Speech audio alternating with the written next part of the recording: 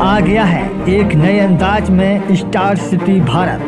News निडर channel आपके बीच करेगा और कर रहा है भ्रष्टाचार का पर्दाफाश।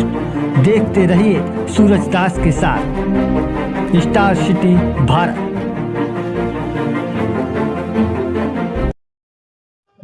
नमस्कार, आप देख रहे हैं स्टार सिटी भारत और मैं हिमांशु शर्मा। आज हम टुंडी क्षेत्र के दलूडी में पहुंचे हुए हैं, जहां पे भारतीय जनता पार्टी के प्रत्याशी विकास कुमार महतो के द्वारा जनसंपर्क अभियान चलाया जा रहा है।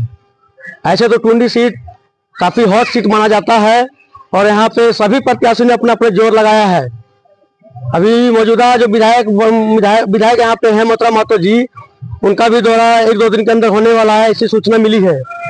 तो अभी फिलहाल आप देख सकते हैं हमारे पीछे विकास महतो जी का जनसंपर्क अभियान चल रहा है और हम इनसे बात करने का प्रयास करेंगे कि अगर ये इस क्षेत्र से अगर यदि जीतते हैं तो जनता के लिए ये क्या अलग करेंगे और बेरोजगारी, शिक्षा के मुद्दों को ये कितना भुना पाएंगे, ये देखने वाली बात रहेगी। हम इनसे बात करने का प्रयास करते हैं। आइए।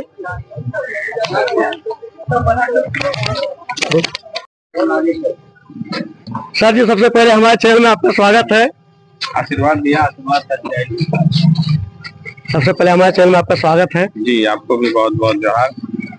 हम लोग ये जानना चाहते हैं कि अगर आप इस टुंडी क्षेत्र से जीतते हैं तो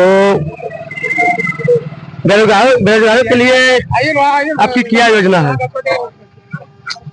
देखिए, सबसे पहले तो जो हम भारतीय जनता पार्टी या एनडीए का जो घोषणा पत्र है वो हर हाल में लागू होगा जैसे ही हम लोग की सरकार बनेगी।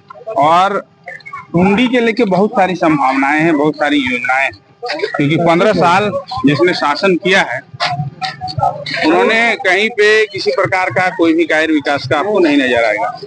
15 साल के शासन का टुंडी मॉडल क्या है ये आपको कहीं भी देखने के लिए नहीं मिलेगा।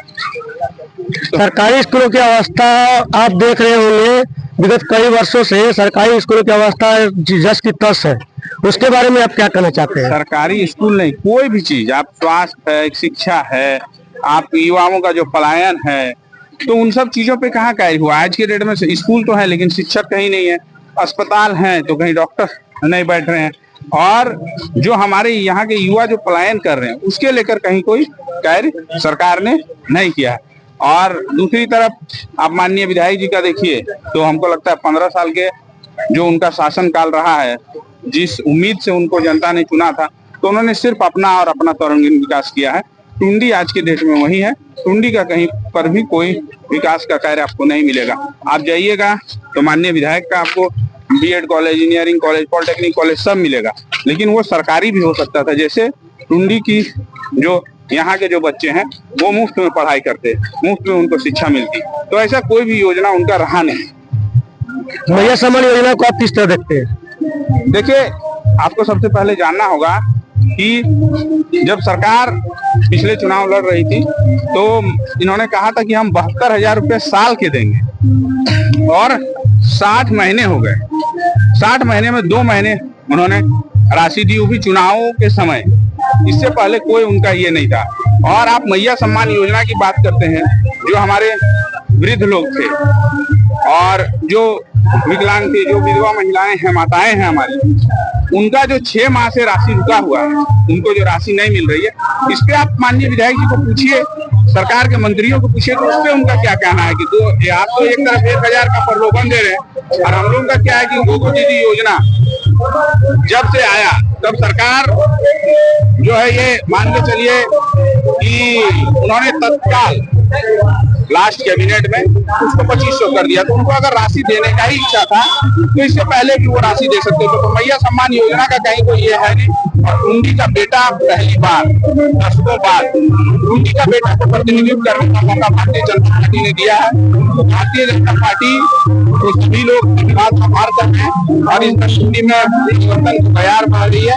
परिवर्तन होगा, टुंडी में कमल खिलेगा, राज्य में एनडीए भाजपा की सरकार हम लोग बनाएंगे।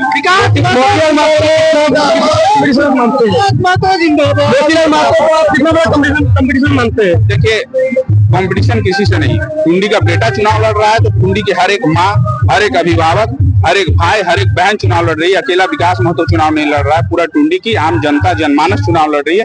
तो कोई फैक्टर नहीं है। हम लोग जहां भी जा रहे हैं हम लोग को अपार समर्थन मिल रहा है। वो बोल रहे थे कि जो पहल भारतीय जनता पार्टी ने की है वो ऐतिहासिक है। टुंडी का बेटे को प्रतिनिधित्व करने का मौका मिला। ये सभी का एक मन में था कि टुंडी का बेटा टुंडी का प्रतिनिधित्व करे। तो भारतीय जनता पार्टी का सब लोग आभार जता रहे हैं कि उन्होंने एक आम किसान परिवार के बेटे को टिकट दिया और टुंडी का प्रतिनिधित्व करने का मौका दिया। तो हम लोग जा रहे हैं और जनसंपर्क कर सभी से हम लोग का अपार प्यार और समर्थन मिल रहा है। एक लास्ट सवाल है, 1985 के बाद से यहाँ पे कोई भी जनप्रतिनिधि बीजेपी का नहीं आया। हालांकि मौका बहुत बार मिला है, हालांकि टिकट मिला है, लेकिन इस बार फिर से मौका मिला है। तो क्या अगर यदि आप यहाँ जीतते हैं, यहाँ बेरोजगारों के लिए क्या कुछ अलग मुद्दा है स्थानीय विस्थापितों के लिए? सबसे पहले तो जहाँ की धरती में हम घूम रहे हैं, राजगंज को प्रखंड बनाने का जो मुद्दा यहाँ शुरू से रहा है, माननीय विधायक जी मंत्री रहे, 5 साल अभी सरकार रही, वो सिर्फ जाके लेटर पैड पे लिख के दिए, उस पर कहीं कोई पहल नहीं हुआ। तो अगर टुंडी का बेटा चुनाव लड़ेगा तो सबसे पहले राजगंज को प्रखंड बनाने का जो ये है उसका मैं प्रस्तावित करूंगा और कोशिश करूंगा कि जल्द से जल्द राजगंज को प्रखंड बनाया जाए। आप युवाओं का पलायन का बात कीजिएगा तो चाची झील है, आप देख रहे होंगे कि इस साल उसका 100वां साल है, लेकिन उसकी स्थिति बद से बदतर है। अगर वहां उसको पर्यटक के रूप में व्यवस्थित किया जाए तो आज के डेट में वहां हजारों युवाओं को रोजगार मिलेगा। बगल में हमारा गंगापुर जो मंदिर है उसको अगर तारापीठ के रूप में, रजरप्पा के रूप में या देवघर के रूप में अगर वहां विकास का कार्य किया जाएगा तो वहां हजारों युवाओं को रोजगार मिलेगा। तो इन सब चीजों में विधायक जी को कोई मतलब ही नहीं रहा कि यहाँ के युवा क्या हो रहे हैं। आप एक तरफ टुंडी को देखिए, एक तरफ माननीय विधायक को देखिए और उनकी स्थिति देखिए। और टुंडी आज वहीं की वहीं खड़ी है। टुंडी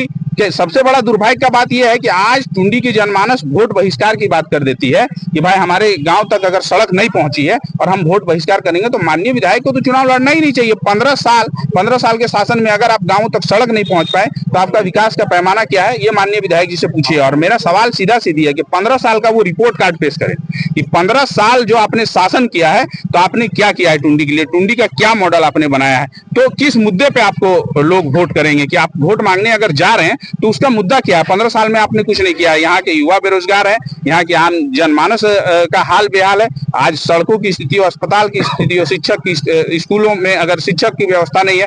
हमारा एक ग्राम पंचायत वहाँ नेरो पड़ता है, नेरो में सरकारी स्कूल में वहाँ गांव के जो लोग हैं वो चंदा करके शिक्षक रखे हुए ताकि हमारे बच्चों को पढ़ाया होगा। एक तरफ माननीय विधायक का बीएड और पॉलिटेक्निक कॉलेज है, तो इससे बड़ा दुर्भाग्य कुछ नहीं हो सकता है। चलिए, बहुत बहुत धन्यवाद। ये थे विकास कुमार महतो जी जो कि भाजपा से प्रत्याशी है और अभी अपना जोर शोर लगा रहे हैं, दमखम पूरी ताकत के साथ जनसंपर्क अभियान चला रहे हैं। आप हमारे साथ बने रहिए आगे की खबरों के लिए। मैं अजय शर्मा और कैमरामैन सागर राय के साथ।